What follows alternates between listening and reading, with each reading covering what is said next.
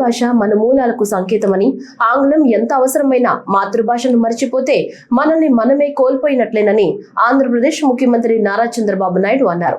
గుంటూరులో నిర్వహిస్తున్న ప్రపంచ తెలుగు మహాసభల్లో పాల్గొన్న సీఎం చంద్రబాబు తెలుగు భాష గొప్పతనాన్ని చాటి చెప్పారు.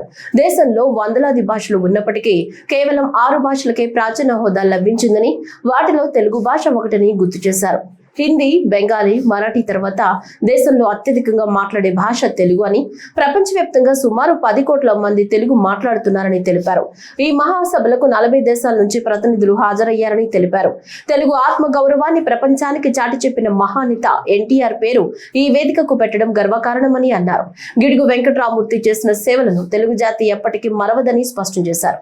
హిందీ, బెంగాలీ, మరాఠీ తర్వాత దేశంలో ఎక్కువ మాట్లాడే భాష తెలుగు భాష. ప్రపంచం మొత్తం మీరు చూస్తే దగ్గర 10 కోట్ల మంది తెలుగు మాట్లాడుతున్నారు. ఈరోజు ఈ మీటింగ్కి 40 దేశాల నుంచి ప్రతినిధులు వచ్చారంటే వారందరికీ స్వాగతం పలుకుతున్నా. ఆంధ్రప్రదేశ్ రాష్ట్ర ప్రభుత్వం తరపున చెప్పి మరొక్కసారి విజ్ఞప్తి చేస్తున్నా. ఇలాంటి సభలు తెలుగు భాష పరిరక్షణకు, గొప్పతనాన్ని చాటేందుకు ఉపయోగపడతాయి.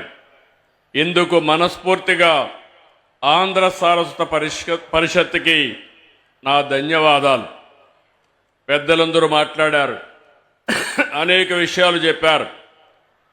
తెలుగు రచనలు అనగానే మనకు గుర్తొచ్చేది ఆది కవి నన్నయ్య. ఆయన రాసిన మహాభారతం, కవిత్రయం నుంచి అష్టదిగ్గజాల వరకు, గురజాడ నుంచి శ్రీ దాశరథి వరకు ఎందరో మహానుభావులు తెలుగు భాషకు పనిచేశారు. తెలుగు వైభవాన్ని చాటారు.